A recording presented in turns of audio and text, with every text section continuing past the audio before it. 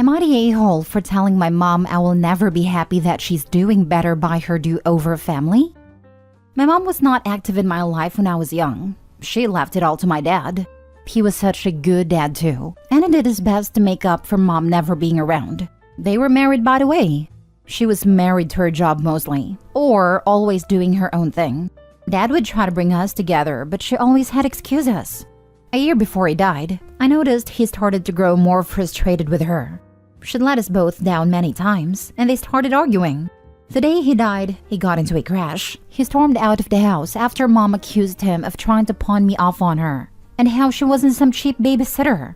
After he died, she was in a weird place for a few months. I hardly saw her and spent most time at my uncle, Dad's best friend's house.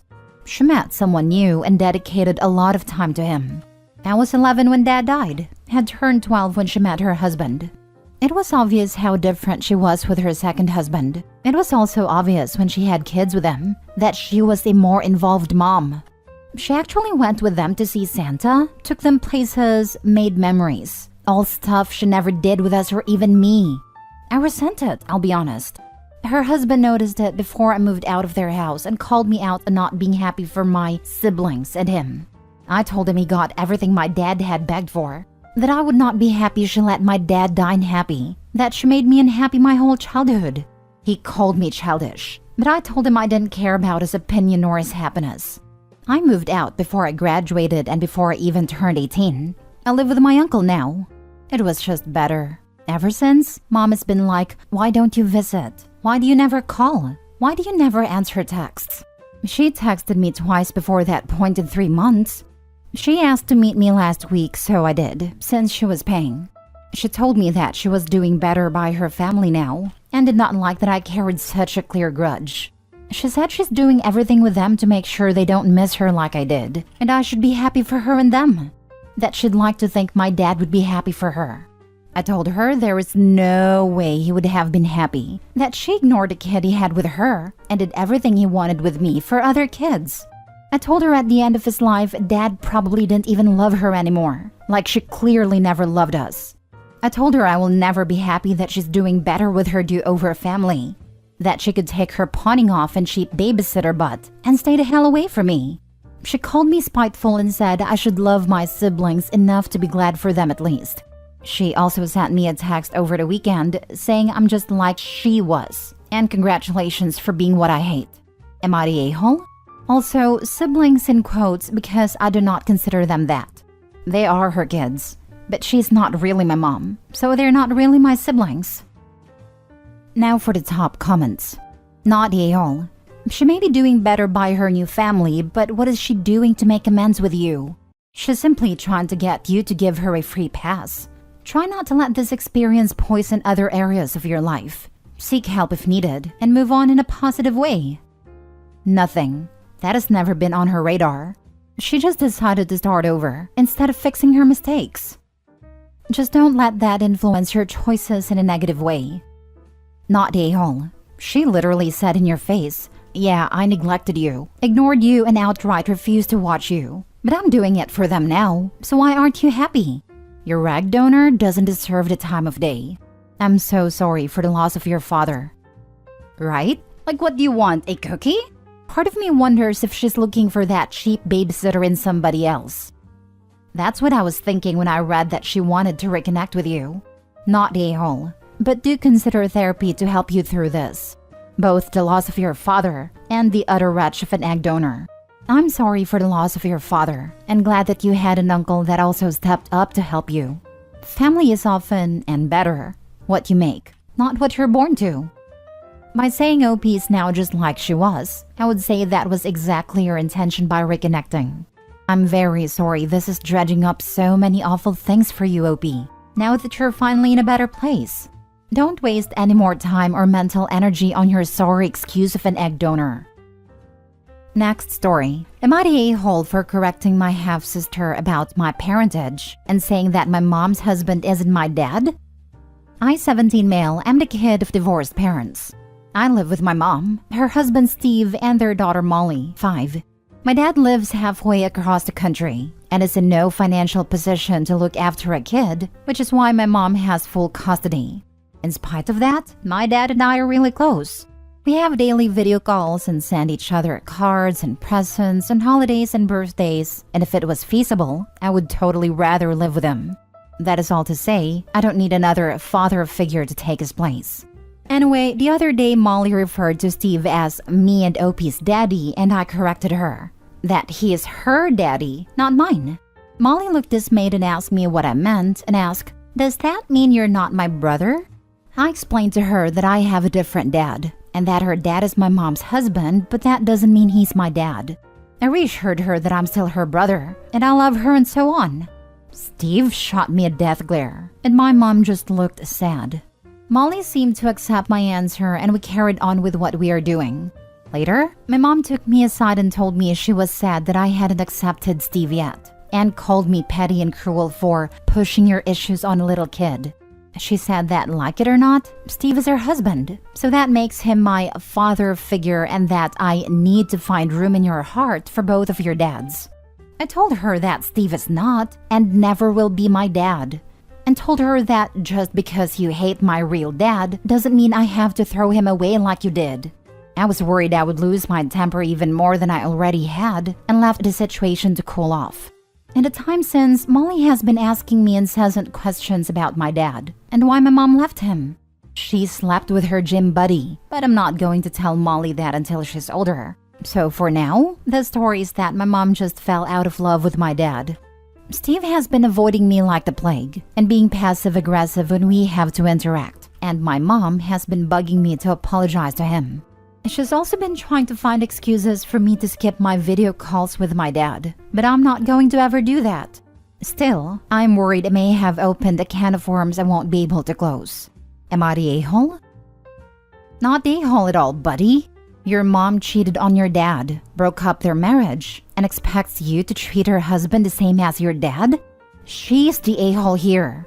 Steve is an innocent victim unless he's the aforementioned gym buddy she cheated with. I get him wanting to be close to his stepkid too. As long as he isn't pushing a father-son relationship too hard and is an otherwise decent person, I'd cut him some slack. He might just be hurt and think you hate him. Maybe try for an uncle-nephew style relationship with him if it's comfortable for you. But your mom? Yikes.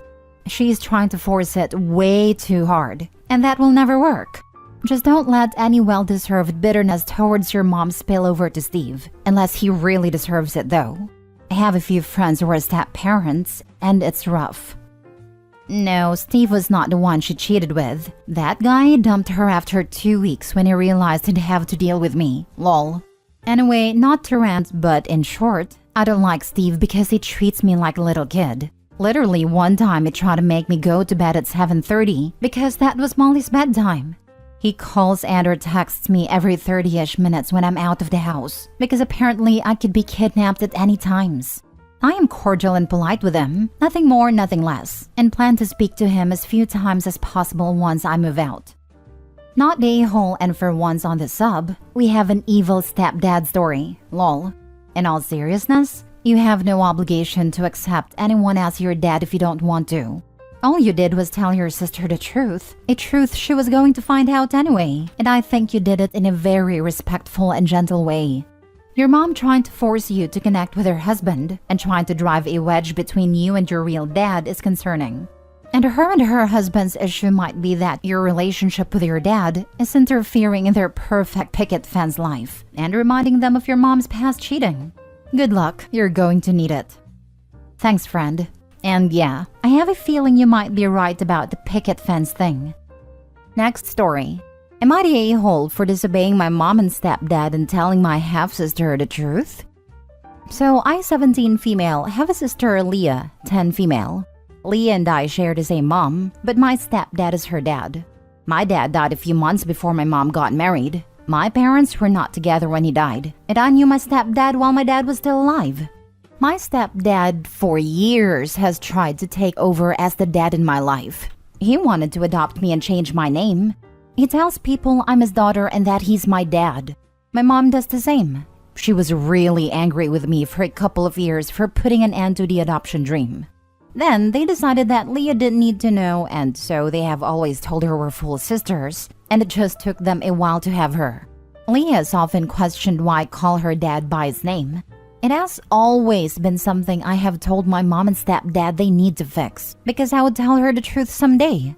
They said I was not allowed to, that I could see this as a chance to let my stepdad be just my dad, and to stop with the childish nonsense that I have been keeping up for the last decade.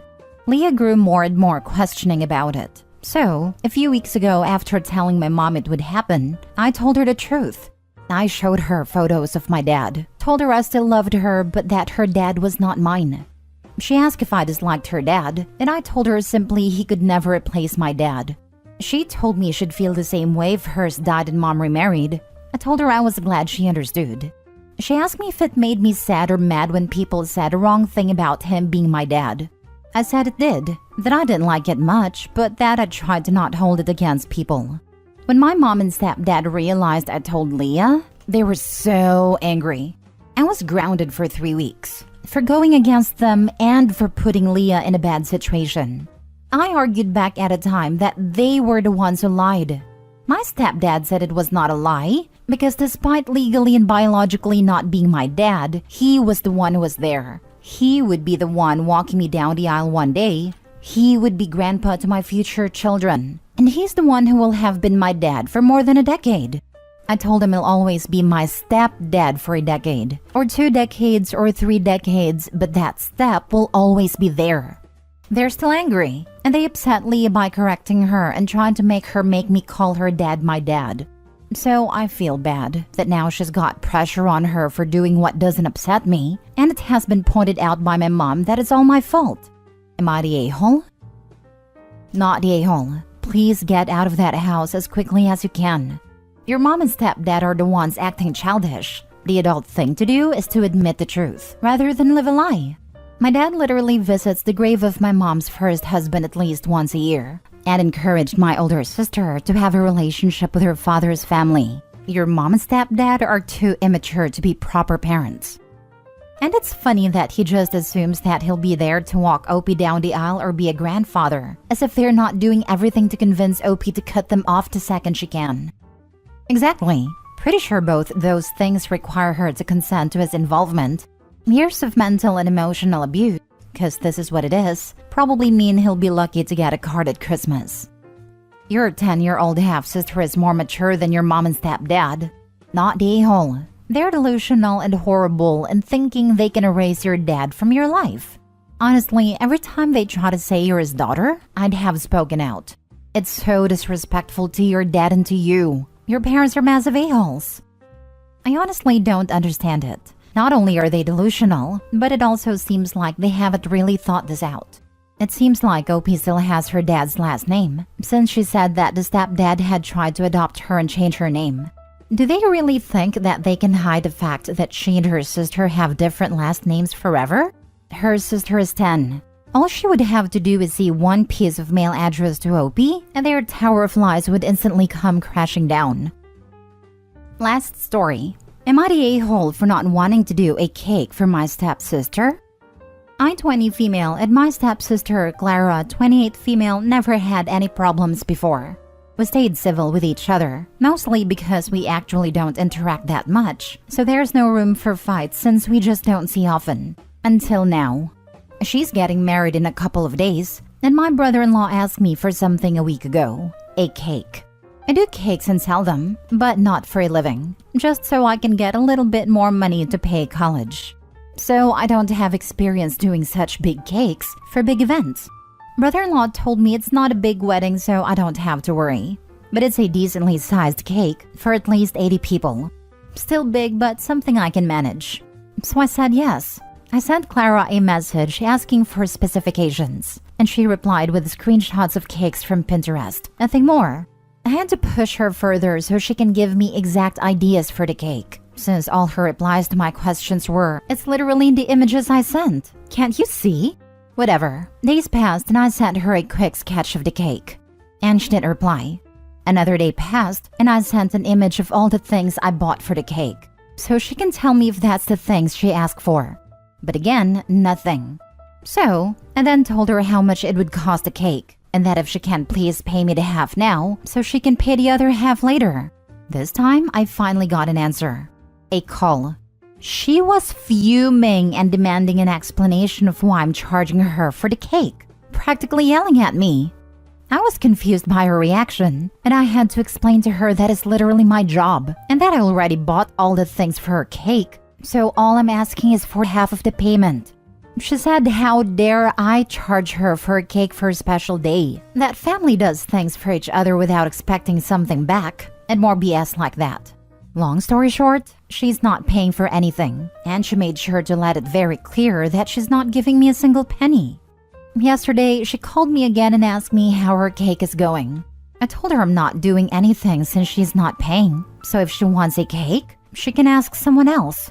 She yelled and cried, saying I'm a selfish witch, that I don't care about her, and that there's no time for her to get another person. So to please stop being a witch and help her out. I laughed at her and hung up. Later, my dad called and told me that I'm an a-hole for laughing at Clara when she's in distress, and that just make a stupid cake so she can stop complaining about me. I admit, I actually can do her cake since I already have the things, so that led me thinking that, well, maybe I'm being a salty a-hole. I can do her cake, I have the things already bought and her sketch made, so I don't lose anything. My mom told me the exact same, and I'm genuinely starting to think that I might be an a-hole here. Am I?